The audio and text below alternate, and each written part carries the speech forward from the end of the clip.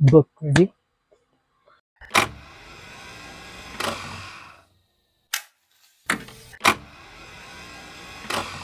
What's up? Respect everyone. This is the Elray Patrick. Welcome to what I think is the very first episode of an actual book review with me. And what a better way to start with this particular novel that I really loved when I was a teenager and got to fully appreciate it this time around that I'm an adult. So the one that I'm going to talk about today is none other than Philip K. Dick's Ubik. And this one in particular is something that I've been wanting to read for a second time for a very long time. The first time that I read this is when I was 19. I do recall like a particular day that I dedicated to just reading this book, finishing most of it in a coffee shop. I think I have some videos of that. I'll try to share it here also to give some context. And that was back in 2019, I think, early in January. And I do not have the skills yet in understanding such heavy language before in terms of English. I was still learning how to understand specific concepts and all of that. But for me to remember most of it, especially the ending of this novel until now, is something that I think is a testament on how much I love this novel. I think for other book readers, they have the sickness also that I do have, which is I would really say that I love a particular book, but not remember any specific lines in it. I'm in that category who doesn't do anything in the book. I do not notate, never. I've never done that. All I do is cover my books. That's all I do. But notations, I don't do that. Sometimes I take pictures of particular parts that I love. But other than that, I mostly forget whatever happened to the book unless it's something that really translated well to me. So that's what happened with Ubik. And I remembered the ending of this one for a very long time. So that was back in 2019, early in January. Excuse me. And now it's 2024, late in December. So I think it's almost 6 years since the day that I first read this novel. And I just think that it was the best decision to read it again and to just see the greatness of Philip K. Dick's writing in here.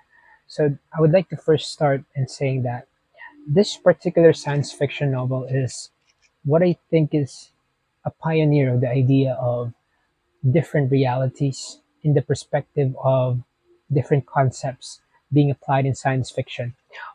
If you're not aware about Philip K. Dick, most of his works, for example, Do Androids Dream of Electric Sheeps, which became Blade Runner, which is a part of the science fiction and cinematic culture that we have right now.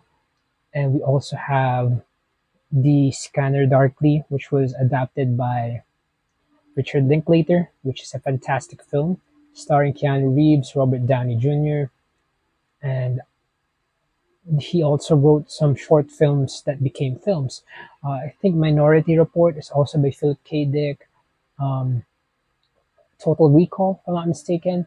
And then one of the books that I've read this last time is Valis, which is actually based off of his life, which is something that I really appreciate also.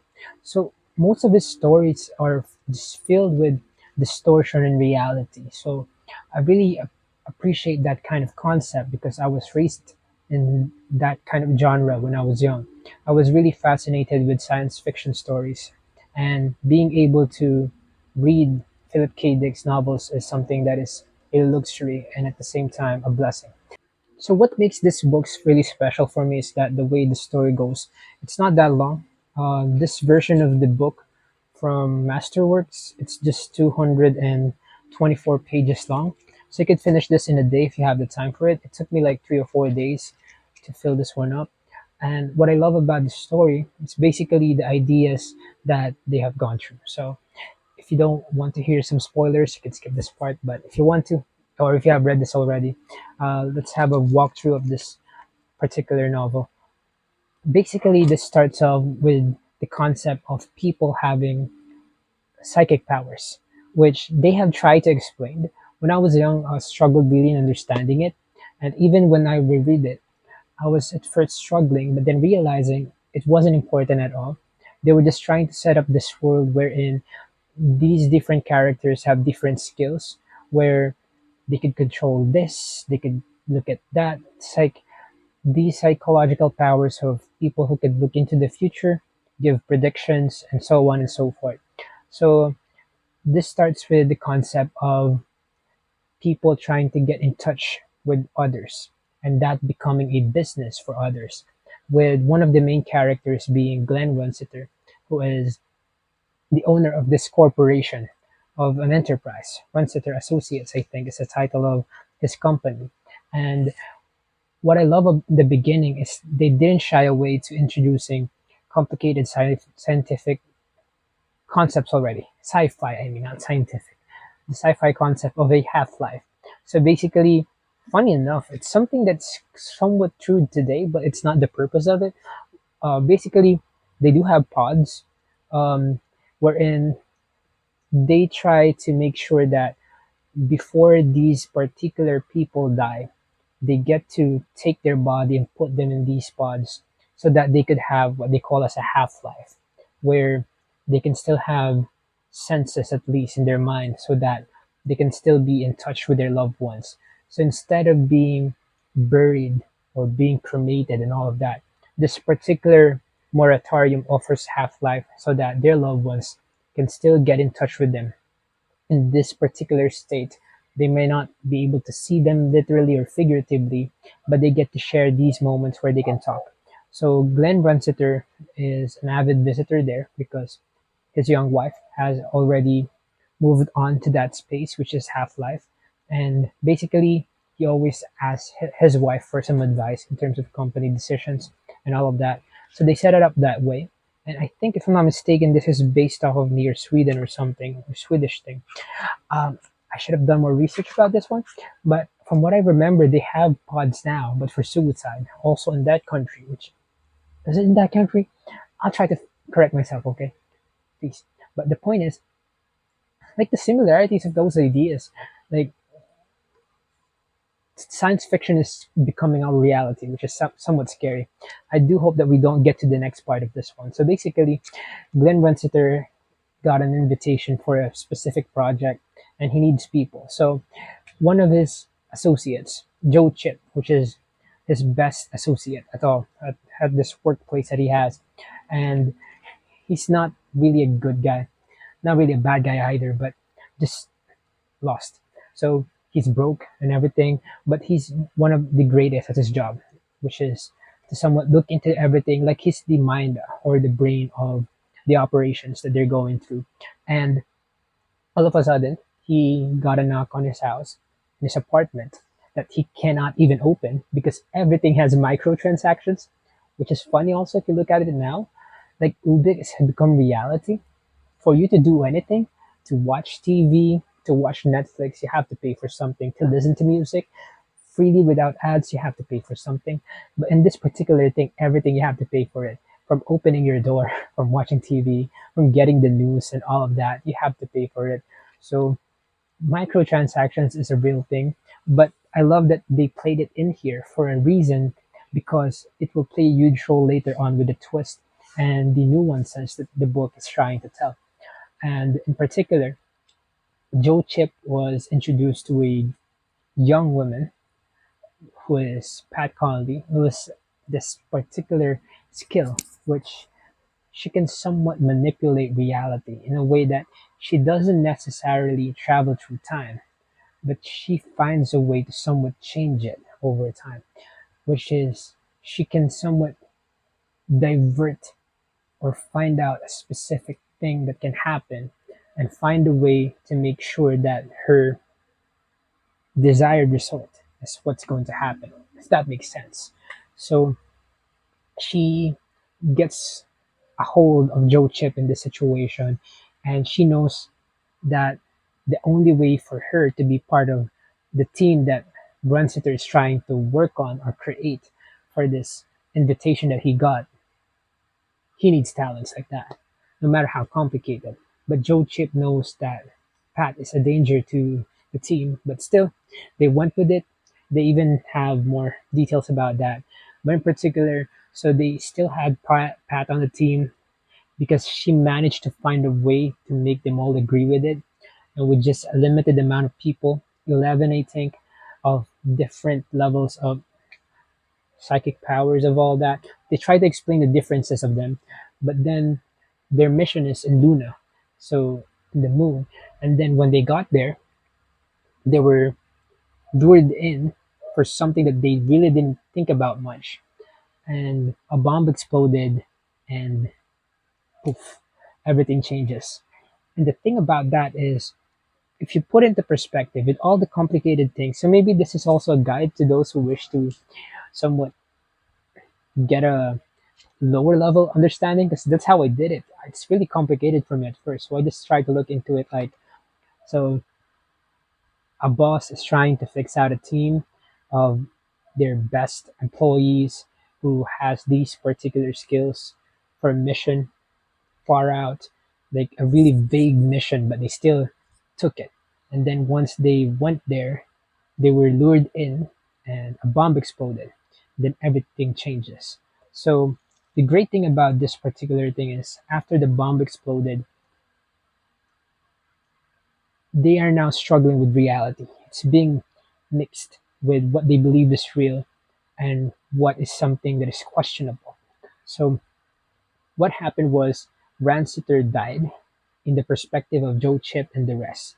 So they're trying to figure out a way how to process that. What's the next step to do now that their boss has died, but they're all still alive in there, until a lot of weird things started happening, that everything starts to deteriorate with them with no actual explanations as to how it happened. So there were no clues at all. But then Joe Chip started seeing some magical things, which are like signs from their late boss Runsiter. Notes about telling that you're dead, you're dead. This one is that, this one is that, be careful. And he's like questioning how did that happen? And that's when things started to kick off. When some coins that he has turns into the face of their boss, they call it as Runsiter money. Everything starts to deteriorate, and from where they were, the place became a different timeline. All of the things that they have became dated, became advanced, became fake money, became fake objects, and all of these things starts to deteriorate, and all of their other members too that they cannot meet or they lose track of starts deteriorating and eventually die off. And they try to figure out the reason behind that, and trying to make sense as to why their dead boss is trying to give them signs that doesn't make sense. And they tried going to different places to figure that out, but still their dead boss finds a way to get in touch with them. So it was only at the time where he finally realized, Joe Chip, that everything is deteriorating to a specific pass that they cannot get it control of, and he has to find a way to reach out to the other members, because he got separated because he was handling business, because he said, quote unquote, that he was the heir to the throne once the big boss dies. So he's working on that. Then once he managed to get into the actual wake, that's when things started to make sense for him. He thought that Pat, which is the woman that was introduced in the beginning, was the reason for all the chaos. And Pat somewhat shrugs it off until it turns out that she said that it was her all along, the reason behind all the deaths, behind all the deterioration, and she was mocking how Joe realized, but there's nothing Joe can do, but eventually die. So Joe also started feeling those things, and everything just starts falling apart. And Joe realized that if he's going to die like the others that have died before him, he wants to just rest and lay down. So he wanted to just lay in a bed, in his bed, in the apartment that or room that was for him. And all of a sudden, Pat stopped mocking him and just left, which was a cruel thing to do because Pat knows how powerless Joe was at that time. And when Joe got to his room, turns out Runsiter is there. And the plot twist is that they know that they are dead is actually true. They are in half life, while Runsiter is the one who is truly alive. And Runsiter can find them or put these notes, write them all down, put all these clues because he is talking to them, trying to figure out if they can somewhat have the conscience enough. Is it conscience? Are they conscious enough to have a half life like his dead wife? And the crazy thing about this is that there's this particular thing about the book, and you might be wondering why it's ubik. It's because this book, at every start of the chapter, introduces ubik as a different thing. Like ubik can heal this, ubik is a special ingredient, and all on that. So basically, the ubik is a plot point where it's a spray can, where if you spray it to you, you will heal up. And that's what Runsiter did. He doesn't know where Ubik came from. He just had it, and he used it to heal Joe Chip. And it runs out. It's not forever, so he has to find another one and figure it out. But most of it was used to him so that he can survive. So the meaning of Ubik is basically from the word ubiquitous. I had to search that. And the meaning of ubiquitous is being everything or everywhere. So that's the idea also for ubik. So it being everything and everywhere all at once. I know that's a reference, but that was the point of it all. And it was used to somewhat save him from that time. And then Runsiter said that he had to leave, and he's just glad that finally he managed to get one of them somewhat conscious enough to speak with. And he said that the others are running out of time. So this made Joe Chip somewhat try to figure out a way to get in touch with the others. But then the plot twist is that the others and the regression in time and all of that wasn't caused by Pat at all, but another entity. So there was an entity in the beginning of this novel that was introduced, which is named as Jory. I did not mention him yet, but the point is, he's like he's like the demon in the Half-Life world, where he doesn't want anyone else to exist but him. So what he does is he consumes all these individuals who are trying to have a half-life, and he created this world for as much as he can to somewhat lure them in and take them all out. So the point is that in this story, everything is vague. There's no clear reason as to why, and you might think it's that as maybe a lack of storytelling, but I think the less that they explain it, the better. And the way things settle in, everything started to make sense. And when Joe Chip figured out that the one he's facing is kind of like a demon that he cannot beat, he realized that the Ubik plays a huge role because that's something that the demon cannot have, or something that he's not fun with. Because basically, Ubik was created to somewhat cancel out what this particular Jory, whatever he does. It's like a counteract with him, counterattack or whatever. And it turns out Joe tried to escape, go to different places. And he found this woman. It turns out to be Ella Runsiter, which is Runsiter's wife, who is in Half Life, who is actually the one behind Ubik. Not necessarily the creator, but one of the pioneers. They didn't really fully explain that also, and how Ella all of a sudden have access to Ubik. Nobody explained it, but it was just, I think, appropriate as a plot twist that Ella is in Half Life fighting off this thing, and it's just pretty convenient too. At the same time, it's a plot point. The way they settled that, the way that she took care of Joe Chip, and the sole reason for that too. I know the Ubik thing is a bit convenient, but it has its purpose. Basically, Ella wants to make sure that Joe Chip becomes her, because Ella is the one who's providing advice to Runsiter all the time, and she wants Joe Chip to be the one who will fill that role for her, because she quotes unquote about to be reborn to something else. So that's kind of the concept that they have there. Like these souls are going to be reborn again to a different body of sorts. It's that kind of idea. And the good thing is that we follow the story of people, of characters that are struggling to face the reality that they're in, whether it's the truth or not, when it's regressing from one time period to another. And you just follow them, lose themselves with these ideas, just trying to figure out or make sense what's real and what's not. So we have these characters who are just there for absolute chaos, like Jory, who just wants to consume all of those people who would like to have a half life. You have Pat Conley, who doesn't give a damn about anyone and just wants to somewhat show how powerful she is.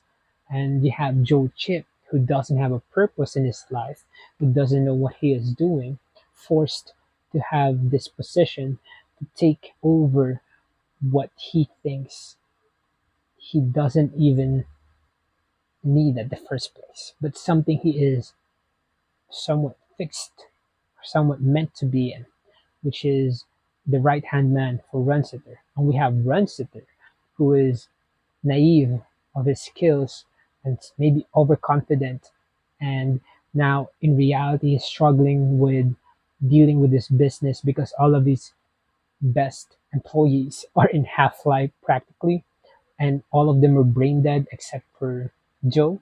So he's trying to figure out what to do. He tried to sue who hired them in the first place. But the cool thing about this film, and the one that I was saying earlier, I forgot about everything except for the ending. And the ending is that when Runsiter stopped talking to Joe Chip in Half Life, when everything was settled, he gave coins to one of the employees in the mortuary, and all of a sudden, the coins were different. I mentioned earlier that in the Half Life universe of Joe Chip, they were using money, and all of a sudden, it has Runsiter's face on it to somewhat call them in. But all of a sudden, Runsiter and his coins turned out to be Joe Chip's face. And that's how the novel ended. And what I love about that is that it makes you question which one is truly real in this particular novel, and does it even matter? And I do get why it's not something that was successfully put into cinema. They've struggled working on it. There have been multiple projects that wanted to put this in cinema, and it's really difficult to put all of these things in there without making it nonsensical and confusing.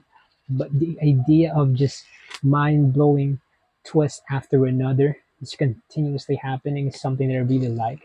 What I love about this novel, it may have started off complicated with the multiple terms that they have tried to present to build up the universe. But once all the complexity and the terminologies are out of the way, and you just understand those terms not through explanation but through conflicts and action, everything really starts to fall into place, and it really just gets you in. And I do think this is one of the best science fiction novels ever written. And I've just read like 10 or 20 science fiction stories so far, but with the way Philip K. Dick handled reality in here is something that I'm really fascinated about. I can see multiple mediums that I've watched all throughout the years take inspiration from this. Maybe some have watched this particular Black Mirror episode where you can choose options. I forgot the title of it, but they have a particular scene where ubik, a poster of it, is shown and it starts to regress. So I really love that reference to this one in particular. So it really made sense on why they did that. And I think if you like science fiction, this is one of the best books to read. It's one of Philip K. Dick's best work, and probably his best. Even though I love Blade Runner a lot, I think Ubik stands the test of time in terms of a literary literary work. Okay, and it's literally something that maybe in the next 5 years I'll read again. That's just how good it is. It's one of the stories of basically of people just trying to figure out what to do next and not getting anything. There's no clear protagonist in here. We're following people regressing, not just the time period or the situation, but their minds also. It's quite fascinating to read stories like that, where you get to follow these characters without being emotionally attached with them because they're the heroes. There's no clear hero in here. Joe Chip may be looked at as a protagonist, but with his antics, with his character, you kind of just want to see where his character will be led to, with how somewhat overconfident, but lacking he is, the irony of that, and just the outlandish concept of this that's now the reality of ours. But I do hope we don't get to have our faces in different coins in the future. So if I'm going to rate this out of five, a five would be good, but maybe it's not for everyone because of the complexity of the terms in the beginning. Maybe it doesn't make sense. Sometimes you're questioning why didn't they use it and all of that. They try to explain it too, so maybe some of the plot holes or everything if you want to make sense of it. So I'll give this a good 4.75 to 5. Uh, it was worth reading a second time. It's one of the best things I've ever read this year. And sometimes you just have to let your brain marinate before you read particular work of literature. Like I read Meditations also this year, and it took me like 3 years to reread it because I didn't fully understand it back then, but I appreciated it a lot. But now I get to understand it better, not remembering any lines, but I love that book too. So, but for Ubik, I really remember everything, and I was actually glad that when I was reading it, I didn't need any music at all, and I really got to imagine all the scenes, and that's the beauty of a fantastic novel. You get loose in the story with the descriptions to the point that you can picture it all out. And that's the beauty of books too. The way I pictured it will not be the same as you did. So I hope people give Ubik a try. It's one of the best things ever. Yeah. I have to stop glazing this novel. Philip K. Dick will not give me like a bunch of money for doing this anyway. But this is one of the best things ever. And now I'll be researching more of Philip's work. I've had read four of them already in the span of a month. That's what I did for 4 weeks, reading Philip K. Dick's work. So I'm planning to stop with science fiction for the meantime. That was a blast, though. So that's the first one here. Let's write copy. Peace out.